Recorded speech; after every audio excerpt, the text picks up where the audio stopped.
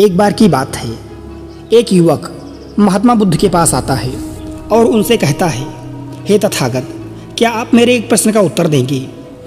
बुद्ध ने मुस्कुराते हुए कहा, पूछो, क्या प्रश्न पूछना है?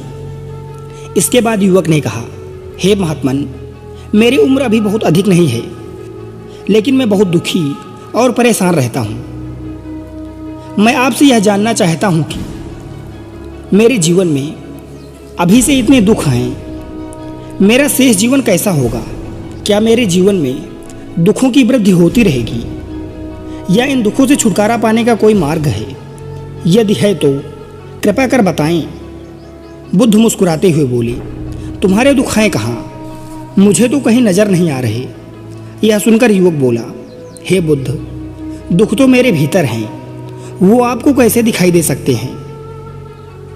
यह सुनकर बुद्ध उस युवक से पूछते हैं कि क्या तुम्हें अपने दुख दिखाई दे रहे हैं?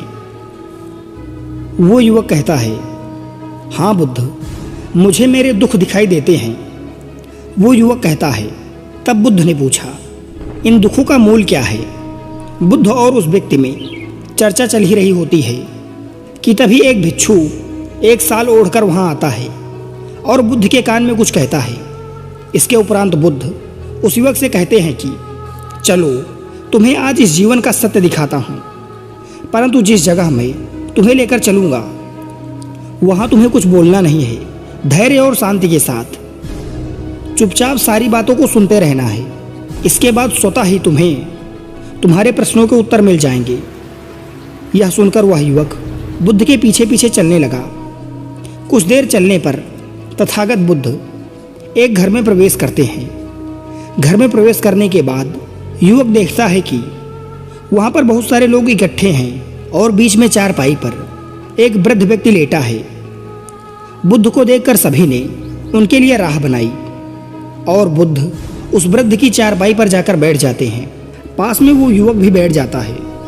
इसके बाद वो वृद्ध आदमी जो चारपाई पर लेटा हुआ था कहना शुरू करता है, हे बुद्ध, मैं नहीं जानता कि मेरे जीवन में कितनी सांसें और बची हैं।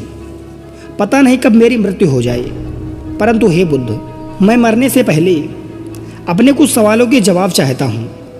यह जानता हूँ कि उन सवालों के जवाब देने में आप श्रेष्ठ हैं, इसीलिए हमने आपको बुलवाया है। इसके बाद उस वृद्ध आदमी ने कहना शुरू किया कि हे बुद्ध, अपने आखिरी वक्त में मुझे बचपन के दिन बहुत याद आ रहे हैं। मैं अपने बचपन के दिनों को याद करता हुआ सोचता हूँ कि वो दिन भी क्या दिन थे। ना कुछ पाने की फिक्र, ना कुछ खोने का गम। बचपन के उन दिनों को याद करके मेरी आंखों में आंसू आ जाते हैं। मुझे लगता है कि कितनी आज़ादी थी उस समय। मेरा मन कितना खुला हुआ था। मन में कुछ पाने की इच्छा नहीं थी। जिस भी खेल में लग जाते उसी खेल में पूरे दिन लगे रहते थे। लेकिन कुछ समय बाद मैं जैसे जैसे बड़ा होने लगा, वैसे वैसे लोग मुझे जिंदगी की दौड़ में आगे निकलने के लिए प्रेरित करने लगे। मेरे पिता मुझे अक्सर पढ़ाई में अच्छे बच्चों के उदाहरण देते। तुम अन्य लोगों से पीछे कैसे हो? मेरा मन बहुत बेचैन रहने लगा। लोग मुझे बहुत ताने देते थे, क्योंकि ना तो मैं खेल में अच्छा था, ना पढ़ाई में। सब लोग मुझे दूसरे लोगों की तरह बनने को कहते थे और उनके तानों से तंग आकर मैंने जीवन में कुछ हासिल करने का निश्चय किया। मैंने अपने आप से वादा किया कि मैं भी एक सफल इंसान बनूंगा और इसके लिए मैं दिन रात मेहनत करने में लग गया। शुरुआत में बहुत मुश्किल आई, बहुत निराशा हाथ लगी, लेकिन मैंने हार नहीं मानी और खुद ही अपना व्यापार खड़ा कर लिया। उसके बाद मुझे कुछ पाने का एहसास हुआ। मुझे बहुत खुशी हुई, क्योंकि जो लोग मुझे ताने देते थे वही लोग मेरे आगे पीछे घूमने लगे और मेरी प्रशंसा करने लगे। कुछ वक्त बाद एक धनवान बेटी के साथ मेरी शादी हो गई और उसके बाद मुझे मेरा जीवन स्वर्ग लगने लगा। कुछ साल बाद मुझे 2 पुत्रों की प्राप्ति हुई। वे दोनों बहुत सुंदर और हष्ट-पुष्ट थे। मेरा मन मेरे बच्चों के लिए कुछ करने को उत्सुक हुआ।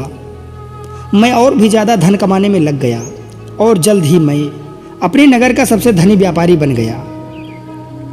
सब कुछ अच्छा चल रहा था, परंतु अनहोनी को कौन टाल सकता है। एक दिन अचानक मेरी पत्नी मुझे छोड़कर चल बसी। इससे मुझे बहुत गहरा आघात पहुंचा। कई दिनों तक मैं अपने घर से नहीं निकला।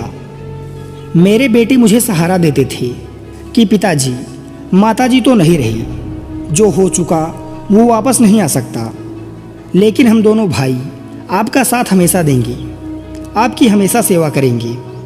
आपको किसी बात की कोई चिंता करने की आवश्यकता नहीं है। और फिर धीरे धीरे हमने भी अपने मन को समझा लिया कि अब तो मुझे अपनी प्रिय पत्नी के बिना ही जीना पड़ेगा। इसीलिए मैंने अपना मन अपने बेटों के साथ लगा लिया। अब मुझे उनकी खुशी में खुशी और दुख में ही दुख होता था। इसके बाद उस वृद्ध आदमी ने कहा, हे बुद्ध, इस जीवन चक्र में अक्सर मुझे एहसास होता था कि आखिर जीवन क्या है, उसकी गहराइयों में कैसे जाया जाए, आखिर कैसे जाना जाए कि मैं क्या करने के लिए आया हूँ। ऐसे अनेकों सवाल मेरे मन में उमड़ते रहते थे। और उसके बाद बुद्ध ऐसे ध्यान की प्रणालियाँ बताते हैं जिससे जीवन का मतलब समझा जा सकता है।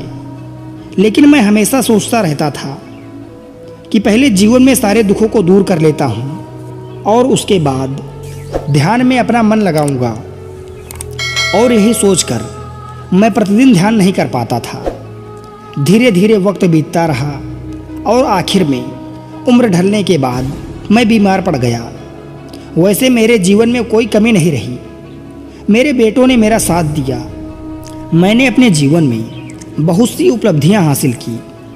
लेकिन मैं जब अपने जीवन में पीछे मुड़कर देखता हूँ तो मुझे एहसास होता है कि मेरे बचपन के दिन ही सर्वश्रेष्ठ थे। तब उस वृद्ध आदमी ने बुद्ध से पूछा, मैं चंद घड़ियों का मेहमान बचा हूँ, ये मैं जानता हूँ, लेकिन क्या आप कुछ ऐसे सूत्र मुझे बता सकते हैं जिससे मैं सुकून से मर सकूं, मेरे मन के सारे सवाल जवाब शांत हो जाएं और मैं जीवन का असली मतलब समझकर मर सकूं। ये सुनकर बुद्ध ने कहा, किसी इंसान को बचपन के दिन प्रिय क्यों होते हैं? क्योंकि उस समय उसे कोई चिंता नहीं रहती और वह आज़ाद रहता है। उसके मन में कोई लालसा नहीं होती। वह जिस काम में भी लग जाता है उसी में मग्न हो जाता है। लेकिन जैसे जैसे इंसान की आयु बढ़ने लगती है वैसे वैसे उसकी इच्छाएं, उसकी कामनाएं दिन ब दिन बढ़ती जाती हैं। और इसीलिए इंसान लगातार भविष्य की तैयारी में लगा रहता है या फिर भविष्य के बारे में सोचता रहता है और वर्तमान के बारे में जीना भूल जाता है।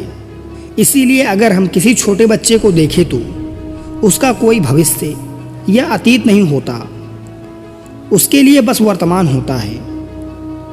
और इसीलिए वह वर्तमान में पूरा आनंदित होकर रहता है। तुमने अपना पूरा जीवन अपनी कामयाबियों, बेटों, अपनी पत्नी और अपने भविष्य की योजनाओं में ही बिता दिया और तुम हमेशा यही सोचते रहे, पहले मैं अपने जीवन को व्यवस्थित कर लेता हूँ और उसके बाद सत्य की खोज करूँगा और ध्यान करूँगा। लेकिन हम यह भूल जाते हैं कि कल कभी आता नहीं, भविष्य की योजनाएं कभी पूरी नहीं होती। जब एक योजना पूरी होती है तो मन दूसरी योजना बना लेता है और इस प्रकार जीवन चक्र चलता रहता है।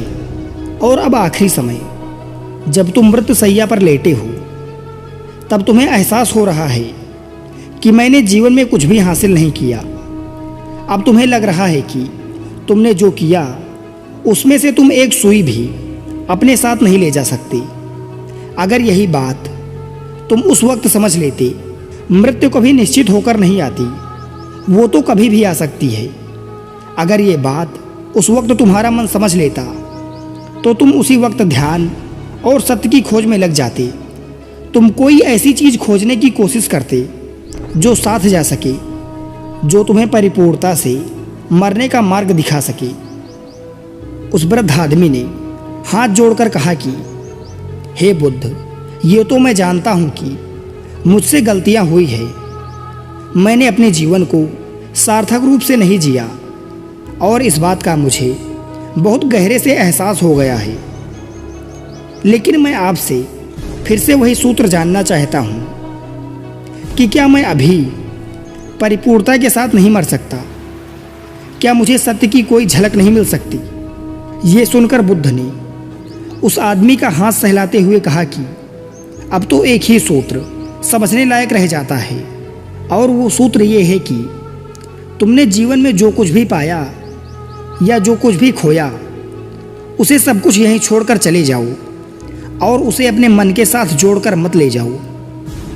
अपने मन में यही भाव पैदा करो, तुमने अपने जीवन से बहुत कुछ सीख लिया और वास्तविकता में तुमने अपने जीवन में बहुत प्रगति की है, क्योंकि तुमने ये जान लिया है कि जीवन में कुछ सार्थक नहीं है। और ये जानना भी बहुत बड़ी उपलब्धि होती है। लोग जीवन जीते हैं और मर जाते हैं, लेकिन उन्हें जीवन की निरर्थकता का कोई पता नहीं चलता। इसीलिए अपने मन से सारे सवाल गिरा दो और ये भाव पैदा करो कि जीवन में जो कुछ भी जानने जैसा था वो मैंने जान लिया है, और अब जीवन में कुछ भी जानने जैसा नहीं बचा है। जब तुम इस भाव, इस बोध से भर जाओगे तो तुम बिल्कुल खाली होकर मृत्यु को प्राप्त हो जाओगे। और वास्तविकता में यही मरने की कला होती है। हमने जीवन में जो कुछ भी पाया या जो कुछ भी खोया वो इसी दुनिया का था और यहीं पर रह जाएगा। हमारे साथ कुछ भी नहीं जाएगा। हम खाली, बिल्कुल खाली जाएंगे। और जो लोग अपने मन से बिल्कुल खाली होकर जाते हैं, वास्तव में उनके अंदर ज्ञान का दीप जल जाता है और वो आगे चलकर दूसरे जन्मों में इस निर्वाण की स्थिति को प्राप्त कर लेते हैं। लेकिन उससे पहले तुम्हें इस जीवन की निरर्थकता को समझना होगा। यहाँ पर कुछ भी पाना या कुछ भी खोना कुछ मायने नहीं रखता। इसके बाद उस वृद्ध व्यक्ति ने कोई सवाल नहीं पूछा और वो मुस्कुराते हुए मृत्यु को प्राप्त हो गया। उसके बाद बुद्ध ने उस नवयुवक से पूछा कि क्या तुम्हें सवालों के जवाब मिले, और मिले तो क्या जवाब मिले, वह सभी को बताओ। उस नवयुवक ने कहा, हे बुद्ध, मुझे अपने समस्त सवालों के जवाब मिल गए हैं। इस वृद्ध आदमी के जीवन चक्र से मैं समझ गया हूँ कि जीवन में कुछ भी पाने जैसा नहीं होता। सुख हो या दुख हो, सब कुछ यहीं रह जाता है। और अगर हम इसी चक्र में फंसे रह जाएंगे तो हम सत्य को कभी नहीं जान पाएंगे। इस जीवन में सुख और दुख तो चलते ही रहते हैं। इसके साथ साथ चलते हुए हमें सत्य की खोज करनी पड़ेगी। लेकिन हे तथागत बुद्ध, मेरे मन में अब भी एक सवाल बाकी है, जिसका सवाल जानना सबके लिए बहुत ज़्यादा ज़रूरी है। मेरा सवाल यह है कि मैं ध्यान की यात्रा करने को बहुत प्रेरित हुआ हूँ, लेकिन मुझे कोई मार्ग नहीं पता। ध्यान कैसे किया जाता है कि ध्यान की सभी प्रक्रिया तुम्हें होश में लाने के लिए ही बनी है, तुम्हें वर्तमान में लाने के लिए ही बनी है। अगर तुम किसी काम को पूरी उपस्थिति के साथ, पूरे एकाग्र भाव से अपने आप को पूरा इकट्ठा करके कर सकते हो तो तुम ध्यान में ही होते हो। लेकिन हमारा ध्यान इधर उधर भटकता रहता है। अपना काम करते करते वर्तमान में रहने की मैं तुम्हें एक छोटी विधि बताता हूँ, जिसके जरिए तुम अपना काम भी कर सकते हो और ध्यान को भी समझ सकते हो। जब भी तुम चलते फिरते हो, उठते बैठते हो, सिर्फ अपनी सांसों पर ध्यान लगाना शुरू करो। सांस किस नाक से आ रही है और किस नाक में जा रही है, नाक के कौन से कोने से टकरा रही है, सिर्फ तुम उसके साक्षी भर हो जाओ। सिर्फ उसको देखते रहो। कुछ भी काम कर रहे हो, चल रहे हो, फिर रहे हो, खाना खा रहे हो, सिर्फ अपनी सांसों पर ध्यान लगाओ।